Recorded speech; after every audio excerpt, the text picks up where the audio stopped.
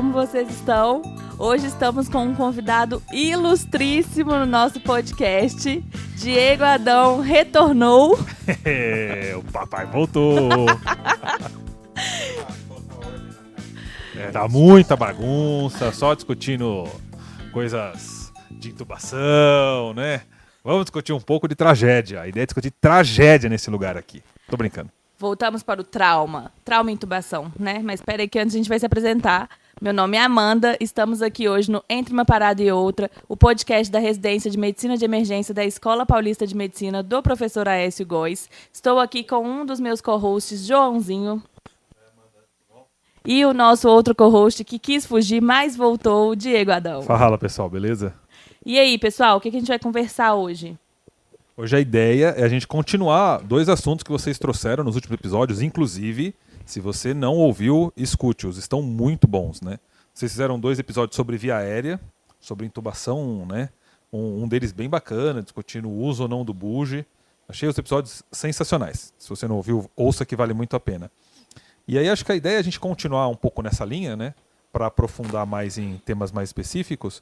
Vamos discutir um pouquinho sobre a via aérea no trauma grave, né? Aquele paciente que está hipotenso, que sangrou muito, seja um sangramento externo ou um sangramento interno, e que também necessita de uma via aérea, seja porque ele rebaixou, seja porque ele está hipotenso. Então a gente está diante daquela situação em que eu preciso ao mesmo tempo intubar e ao mesmo tempo reanimar, que no ATLS antigo não se discutia de forma aprofundada, inclusive no ATLS antigo não se discutia nada de forma aprofundada, né? Que a literatura atual, principalmente na figura da professora Paula Ferrada, lá da Virgínia, discute a inversão das letras, né? A gente faria um CAB, não mais um ABC. Lembrando que a gente não está discutindo do X, né? O X é aquela hemorragia ameaçadora à vida, externa e tal. Comprimi, né? Comprimi, fiz tudo aquilo que era necessário. Agora a questão é, vou abordar este paciente. Primeiro intubo e depois me preocupo em reanimar?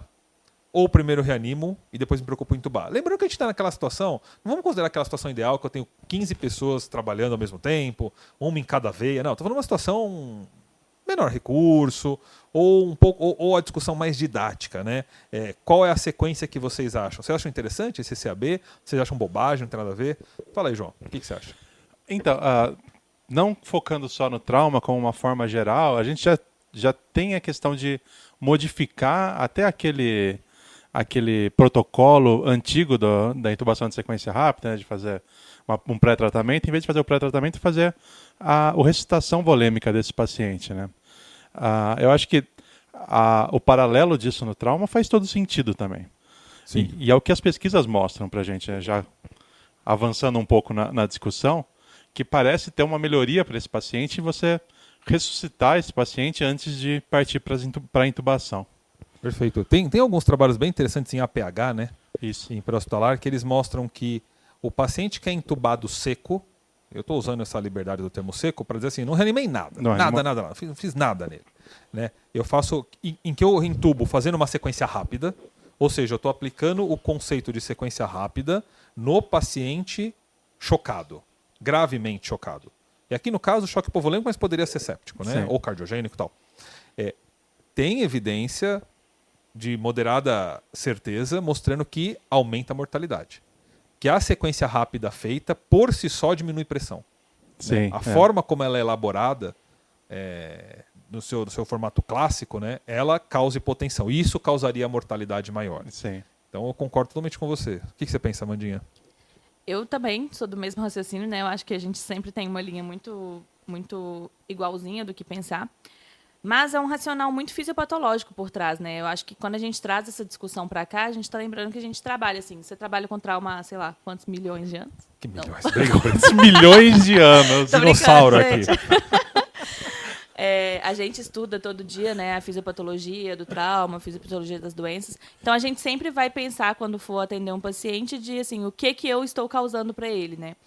E a grande discussão que o ATLS traz mesmo é porque muita gente não tem muito essa vivência também nossa. Exato. Então, existe a necessidade de ter um protocolo do ABC e tudo para as pessoas poderem sistematizar e não se perder.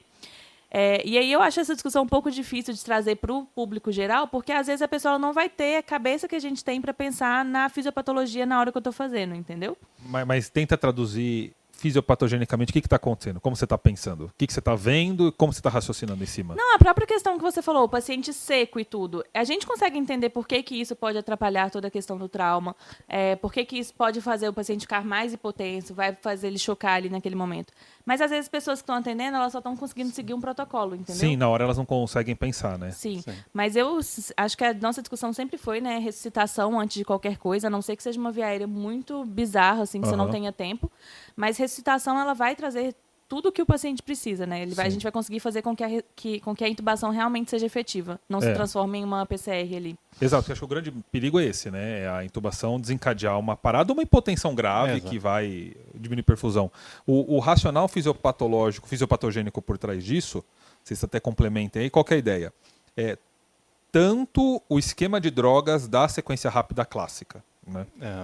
E vamos considerar que você ainda escolheu as drogas corretas. Não estou nem considerando que você colocou midazolam, propofol. Vamos considerar que você colocou a ketamina ou o etomidato, mais o seu bloqueador neuromuscular, no paciente seco. Somente essas drogas já têm um potencial cardiodepressor, mesmo que seja muito pequeno. E já tem, né? E eu também não estou considerando que você fez fentanil, viu? Pelo amor de Cristo, né? Você não bloqueou o simpático de alguém que só tem o simpático. Né? A pessoa que está viva pelo simpático, você não decidiu preventivamente parar o simpático dela. Exato. Imagina que o paciente vítima de trauma que chocou, ou o séptico também, chocado e tal, ele está usando tudo que ele tem de reserva simpática para manter cabeça de pressão. Isso. Se você fizer uma dose cavalar de fentanil, chamando isso de analgesia, quando na verdade você está fazendo um bloqueio simpático, ele vai vasodilatar, né? E ele vai chocar mais. Além dessas drogas, existe a pressão positiva da ventilação mecânica, que não é pequena, que faz um pseudo-aumento de PVC, pseudo no sentido de que, embora aumente o valor absoluto da PVC, diminui o retorno venoso, porque em câmaras direitas, ela aumenta a pressão das câmaras direitas. E do lado esquerdo, dificulta, embora esvazie mais fácil, dificulta esse esvaziamento, porque esse ventrículo não está enchendo. Então, o efeito final da pressão positiva no tórax é diminuir o débito cardíaco. Então, imagine alguém que está sobrevivendo com aquele chorinho, né, de débito cardíaco, porque está totalmente vazio, e você dá um baque cardiodepressor medicamentoso e um baque pressórico. E aí, João, o que acontece?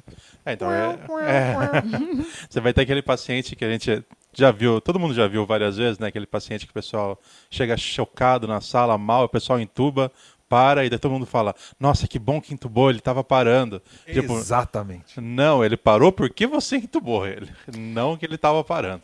Eu lembro que no meu R1 ou R2, você falou uma coisa que eu nunca mais esqueci, que a gente estava discutindo a aula do além do ATLS. Que aí a gente estava conversando sobre assim, você acha que você intubou o seu paciente, você salvou o seu paciente, daqui 1 hora ele parou e não foi sua culpa porque você já tinha feito o que você tinha que fazer? Na verdade, não. Provavelmente esse paciente parou por sua causa. Até 1 hora ali ainda é sua causa o que você fez ali da sua intubação. Embora o fenômeno aconteça ali nos primeiros minutos, ele prolonga, né? Você tem um efeito depressor prolongado até 1 hora.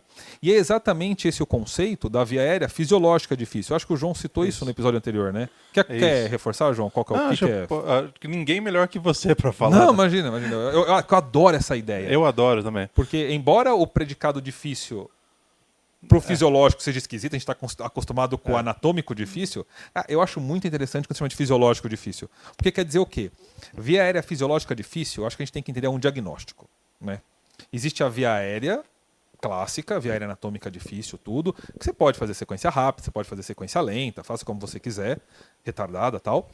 Mas existe um diagnóstico que é o via aérea fisiológica difícil, que é esse indivíduo, ele está acidótico, ele está hipotenso, ele está rebaixado, ele está mal perfundido, ele está coagulopata. É um paciente que está com a sua fisiologia no limite, esse que a gente citou agora. Para o diagnóstico de via aérea difícil, a conduta não é sequência rápida. A conduta é sequência ressuscitativa de intubação, que é totalmente diferente da sequência rápida. Então, o problema, eu acho, não é trazer o C antes do A. Porque, no fundo, eu não estou reanimando o primeiro. Né? Eu não estou preocupado em fazer volume porque eu estou pensando no C. A hora que eu diagnostico uma via aérea fisiológica difícil, eu faço uma intubação em sequência ressuscitativa, eu estou fazendo a letra A. Eu não estou puxando o C para a letra A. Eu estou fazendo o A correto para aquela via aérea, que não é sequência rápida. Então, tentar falar que é CAB... dá para entender, eu entendo o que as pessoas querem dizer. Mas eu acho que é desnecessário se você entender que o diagnóstico não é via aérea anatômica só difícil. É via aérea fisiológica difícil. E, por princípio, via aérea fisiológica difícil se intuba reanimando. Então é o mesmo A de sempre, só que ele está adequado agora, né? Isso, Acho que é uma coisa que até estava conversando com a Amanda ontem, quando a gente estava falando desse assunto, que é isso, a gente tem um desenhinho clássico, que é, nessa casa a gente reanima antes de entubar o paciente, da medicina de emergência, e que é o grande ponto. Eu não vejo muito as pessoas falarem em sequência ressuscitativa, mas o Walls mudou o jeito que ele apresenta a sequência rápida para deixar bem claro que esse paciente tem que ser ressuscitado antes de começar essa intubação. E eu gosto da ideia de mudar o nome para sequência ressuscitativa para deixar isso bem claro para todo mundo. Eu não sei se pronuncia, você me corrige. Sabe que nós, cirurgiões, a gente não tem esse conceito da sequência ressuscitativa. Ele não está difundido. Eu vim aprender isso com a medicina de emergência. Tem um episódio do Rebelling. Como é que pronuncia? Rebelling? Rebel EM. É o Rebel EM. Perdoe a minha pronúncia portuguesa. Rebelling. Rebel EM. Então eu sabia que a pronúncia estava errada. Magnífico. Tem um episódio dele, depois a gente deixa na descrição do link, que é exatamente, acho que é o Scott discutindo. Se eu não me engano, é Scott o nome do... Scott, ele é famoso, né? Na medicina de emergência. O Scott Weingart, ele é do outro podcast. O Rebel. Mas nesse aí eles citam ele. Né? Ele sempre anda com o pessoal do Rebel. E ele discute exatamente o conceito de sequência ressuscitativa. Aí ele cita os Hope Killers, né? Que é a hipotensão, a hipóxia. E ele abre uma sequência de condutas. Obviamente que a evidência não é a melhor possível, né? Estamos falando de uma área que ainda está se desenvolvendo. Sim. Que é o passo a passo que ele chama de sequência ressuscitativa. Foi de lá que a gente aprendeu o termo, né? As pessoas falam, você inventou. Não, óbvio que eu não inventei, né? Mas faz todo sentido o nome. Eu adoro o nome, sequência ressuscitativa. Porque você mantém a letra A, só que a hora que você reconceitua, você está reanimando na letra A. Sim. E aí você não precisa mudar letras, não precisa fazer nada, né? Você não precisa ficar mudando, né? Exato, porque virou uma zona, né? X, AB. X, CAB. C, CAB. Daqui a pouco não tem mais letra, não faz sentido você ficar colocando... Porque a ideia do ABCD é para você falar assim, eu sei a ordem das letras. Exato. É só eu lembrar que o A eu vou fazer via aérea, B eu vou fazer respiração.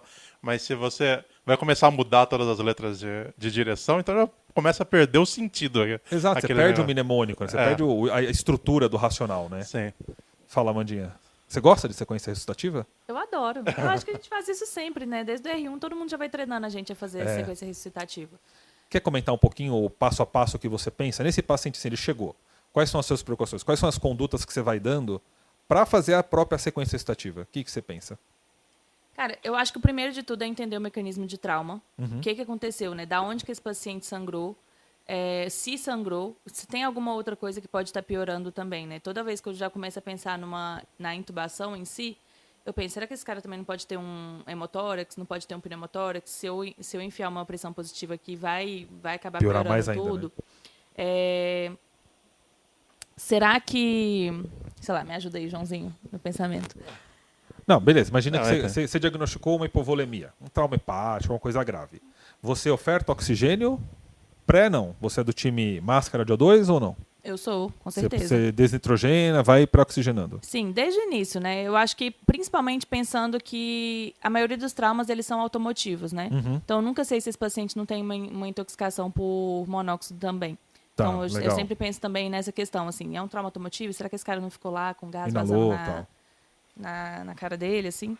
Então, eu sempre começo já a pré-oxigenação nesse momento. Não que ela vai fazer diferença em todos os pacientes. Não, sim, mas você pôs lá, Mas né? Pensando também no cenário que a gente vive, tudo é muito mais fácil a gente fazer meio que essa generalização ao invés dessa Mas a hiperóxia, vai aumentar os radicais, ele vai morrer. Não, e também... Não é por 3 horas, né? Uns minutos, né? E a ideia também é que você já começando a oxigenação, você vai combater já essa via aérea fisiológica desse paciente, você vai melhorar a oxigenação dele e o seu tempo de intubação. Sim. Então, é uma parte do tratamento dessa via aérea fisiológica dele. Então, né, todo mundo começou pelo A, né? A hora que você colocou oxigênio, você está começando pelo A, você não está começando pelo C. Né?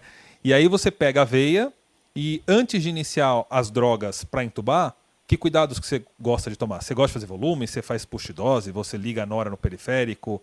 Que volume você faz? Como você gosta de ir preparando esse paciente para intubação? Primeira coisa de todos, né? Tá sangrando, a gente aciona o código H, né? A gente é meio sei. sanguinário, a gente já falou disso. Aham. A gente é meio Vocês chamam de sanguinário. código H, a gente chama de PTM, né? De protocolo de maciça. É a mesma coisa, né? tudo Eu chamo de código H porque nos hospitais que eu trabalho Sim, é código sim, H, sim. né? Aí eu acabei acostumando. Eu acho bom. Código H é código hemorrágico, né? Então a Aham. gente acaba abreviando. Tem cor? É o vermelho? Porque Eu não sei. alguns chamam de código azul, amarelo, é o da sepsi, o da parada, esse acho que é o vermelho, né? Acho que é, mas eu nunca chamei por vermelho, assim. Nunca pela cor. Foi, é só código H mesmo. A gente já inicia, né? Máscara, já vai, e nesse meio tempo dá para entrar um voluminho.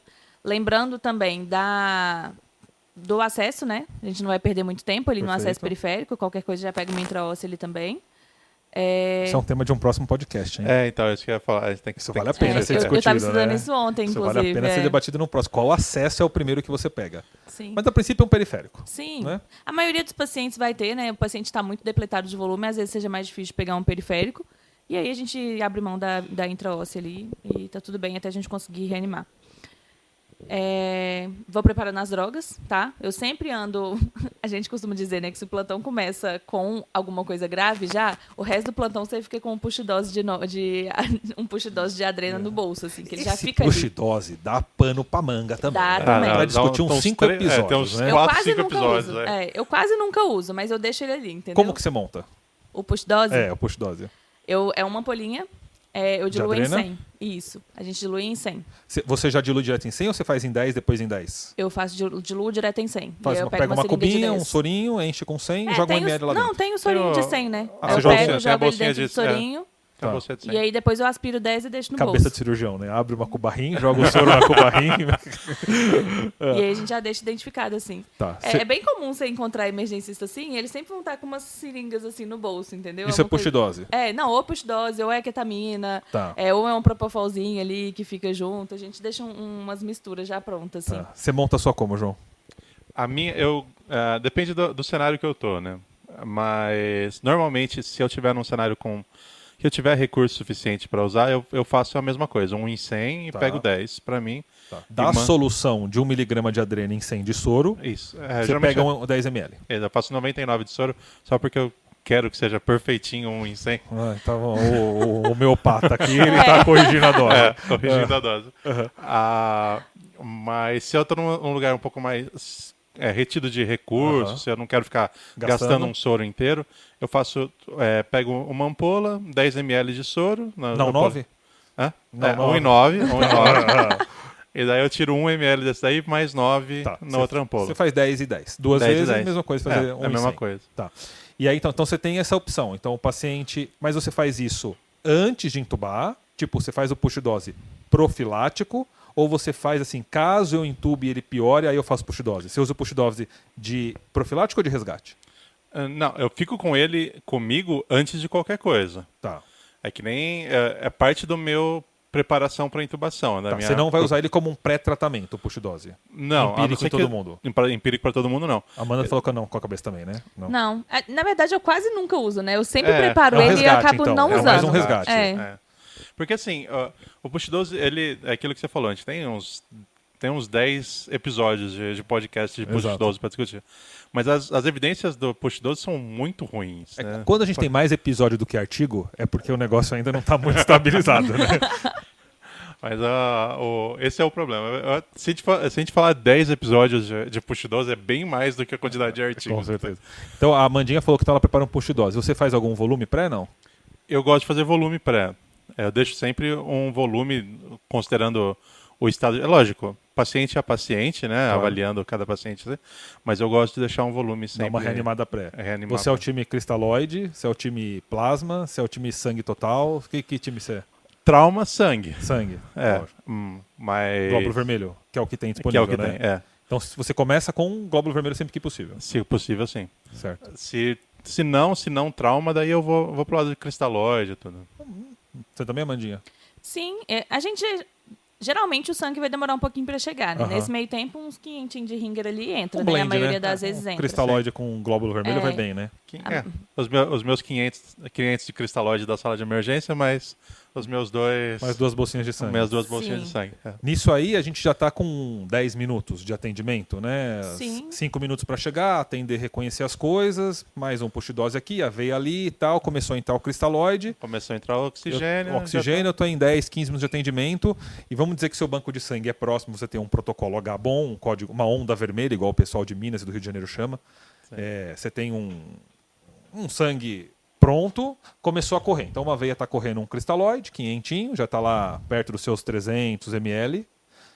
A outra veia está correndo o glóbulo vermelho, esse é um pouco mais lento, né? A não ser que você abra a mão daquele filtro de resíduos e peça para alguém fazer o glóbulo vermelho na seringa. Eu já fiz em alguns casos. Em vez de você deixar gotejando naquele equipo específico, né, que ele é um filtro de resíduos, faz na mão mesmo, né? Aspira 20 ml da bolsa e injeta 20 ml. Pode fazer. Aumenta o risco de microembolia, de febre, tem uns probleminhas lá porque hemoliza muito. O pessoal de dermato não gosta muito, mas num trauma grave é uma exceção, né? E aí a nora no periférico? Você liga a nora ou não? Dependendo do quadro do paciente, eu já ligo direto. Se o paciente está limítrofe, eu não vou ficar esperando o volume, ver se ele responde ao volume antes de começar, eu já começo com a nora. Você também, Amanda? Sim. O tempo da nora entrar geralmente é o tempo da bolsa descer, assim, pelo menos nos lugares que eu trabalho. Perfeito. Então, eu geralmente faço push dose, nunca uso ele, mas eu deixo porque eu gosto de ter a sensação de que se precisar eu vou ter ele ali. Se demorar para montar a bomba de nora... Eu tenho ele ali. Eu quase nunca uso porque é muito rápido de montar uma bomba de nora. Inclusive, eu prefiro usar ela até evidências, né? Muito melhor. E a gente sempre fica naquele limite, né? Até quanto vai a nora? O que eu quero com isso ali? Qual que é a sua meta de PA? Ou você não tem meta de PA para você ligar a sua nora? Para ligar a nora... Deu um nó na cabeça do Jó. Gaguejona! Vamos considerar que esse paciente está com PA inaudível, né? Afinal, quando ninguém vai ligar a nora aqui, não alguém voando, né? Tipo, eu tô fazendo o resgate do paciente crítico. Mas aí você liga quanto? Você começa com quanto, Amanda? O 5, né? Diluição padrão, 5 ml hora, liga. Existe push dose de nora? Existe, mas é a mesma coisa do push dose de adrena, entendeu? Mais fácil montar o de adrena. Mais fácil montar o de adrena, E bomba de adrena? Bomba de adrena tem também, mas tanta evidência quanto push dose, né? A nora é melhor do que a bomba de adrena. Você vai montar uma bomba, monta a nora, né? Sim. Os estudos de trauma falam que o trauma ele é depletado em vasopressina, né? Tem gente que gosta de bomba de vaso, já viram isso daí? Ligar uma vasopressina, diluição padrão mesmo. Já. Aquela dose fixa, né? Nunca fizeram? Nunca fiz. Eu nunca fiz também. Eu sempre iniciei com a nora também. Até porque, se for pensar, é só um entendimento inicial mesmo, Bem né? rápido, né? A ideia é que esse paciente ele vá ter uma resolução quase rápida do problema dele, né?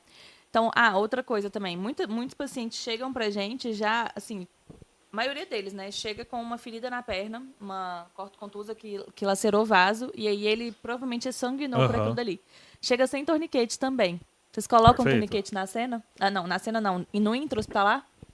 Porque se a gente for pensar no racional, né? Que reanimar. Vai sangrar tudo de novo. Com certeza, tem que pôr. Então é uma coisa que a gente tem que colocar. Sim, tem que pôr. Se você tem a perspectiva de continuar a reanimação desse paciente, sim. Igual quando o trauma parado volta, né?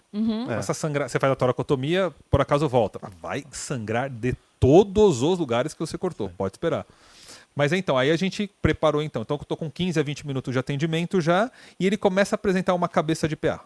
Certo? Você conseguiu fazer. A sequência situativa está ressuscitando, está dando certo.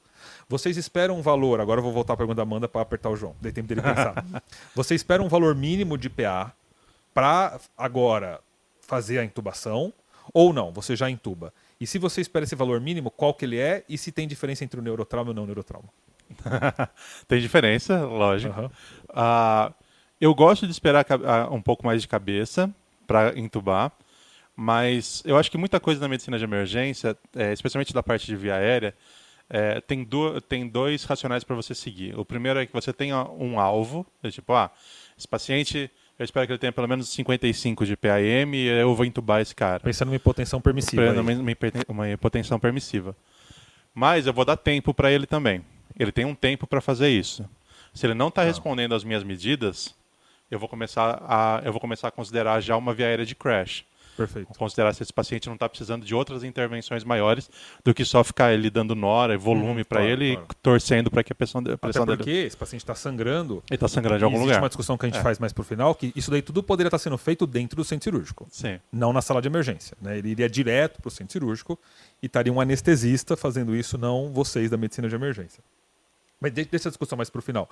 Então você, uma PAM de 50, 55, pensando numa hipotensão controlada, e o neurotrauma, uma PM de 80, né? Uma sistólica maior que 110, a gente sabe que é o que perfunde coluna, cérebro e tal.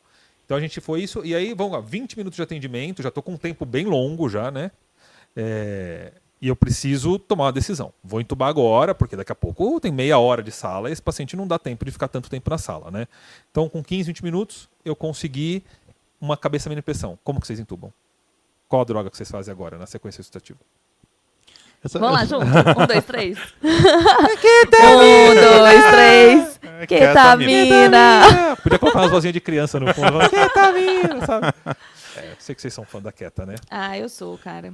É muito bom, assim. E como é que é? Roquetamina, né? Que eles falam que é o rocurônio com a ketamina, né? Roquetamina. Vocês curtem rocurônio ou não? Adoro. Adoro.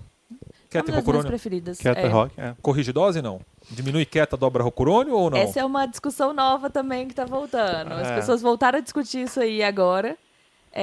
De que não existe diferença para o paciente. Não vai chocar o paciente mais você fazer uma dose plena de sedativo, de hipnótico.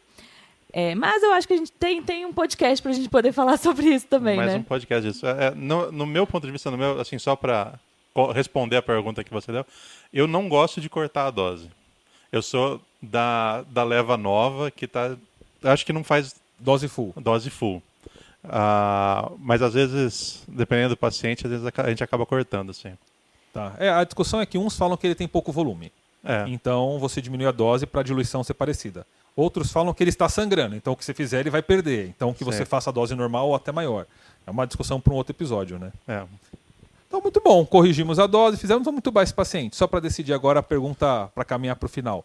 Vocês são do time que gosta... Vai ser difícil perguntar para vocês isso, mas vocês querem fazer isso na sala de emergência e depois passa para o centro cirúrgico ou faz tudo isso no centro cirúrgico? Eu acho que depende. Adoro o depende de quê? Depende do hospital que você tá, né? Excelente resposta. Aqui no AGASP, que é o centro cirúrgico, é no 4º andar. Você tem que passar por 3 corredores para você poder subir com o paciente. Esperar o elevador. Esperar o elevador. Eu vou fazer isso lá, sendo que na sala de emergência eu consigo ter mais mão, pegar meu paciente e colocar ele na minha mão. Você vai montando a sala, vai preparando o elevador. O que é um cenário diferente do João 23, por exemplo, né? Quando eles acionam a onda vermelha, o corredor se abre, gente. É lindo, assim, o corredor se abre, já tem alguém lá na sala do centro cirúrgico que já arrumou a sala, já deixou tudo pronto lá, e é literalmente um corredor mínimo, que você não gasta 1 minuto para você poder chegar no centro cirúrgico. É diferente, a situação é diferente, né? Então, acho que vai muito do cenário onde você estiver. A grande questão que eu acho que a gente tem que discutir as pessoas precisam entender que a gente tem noção do que eu estou fazendo também, né? Todo mundo acha que eu estou querendo vou fazer tudo aqui dentro só porque eu sou emergencista e vou. Não, eu estou colocando os riscos e benefícios na minha calculadora cerebral, mental, e eu estou optando pelo que eu acho que é melhor para o paciente, considerando todo o cenário. Perfeito. Então, não existe uma resposta certa, pelo menos para mim, assim. É óbvio que eu sempre gosto de entubar e entregar um paciente liso, maravilhoso, mas em alguns cenários não vai ser possível. E está tudo bem também. Fantástico. E lembrar dos gadgets, né, dos adjuntos, né? Um catéterzinho para uma oxigenação apneica, enquanto laringoscopa, um ultrassom para guiar sua intubação, para você não fazer ventilações esofágicas caso você erre. E aí acho que você pode dar uma incrementada, né? Se der um decúbito elevado, né? Que trauma é mais difícil, mas eventualmente uma leve elevação de decúbito melhora também, né? Tem muito dá para individualizar bastante, né? Sempre. Vamos só fazer um resuminho, então? Bora. Tudo. Chegou um paciente para vocês. E aí, primeira coisa que vocês fazem? Então vamos lá, que você falou, né? Então, mecanismo de trauma. Olha se tem algum lugar sangrando. Já colocar um torniquete. Máscara de oxigênio. 2 acessos se não der intraósseo. Cristalóide já pede o sangue. Nora no periférico, se der, se precisar, com push dose no bolso de resgate.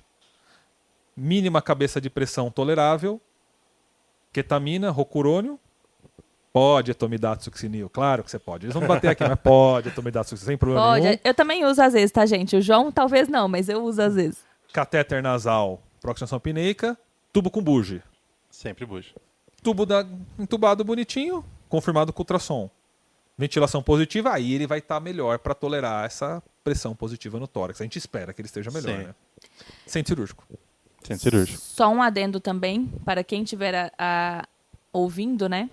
Lembrando que nosso ego não existe dentro da sala de emergência.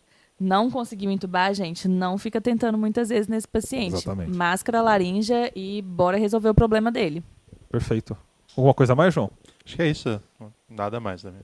Ótimo. Então, sequência ressuscitativa de intubação está na letra A e dispensa essa inversão de sopa de letras do ABC, CAB. Você pode tranquilamente fazer o seu A, desde que você reconheça que uma veia fisiológica difícil merece uma sequência ressuscitativa de intubação. Este foi mais um episódio do Entre uma Parada e Outra, o podcast da Medicina de Emergência da Escola Professor de Medicina, professor Dr. Aécio Góes. Até o próximo episódio.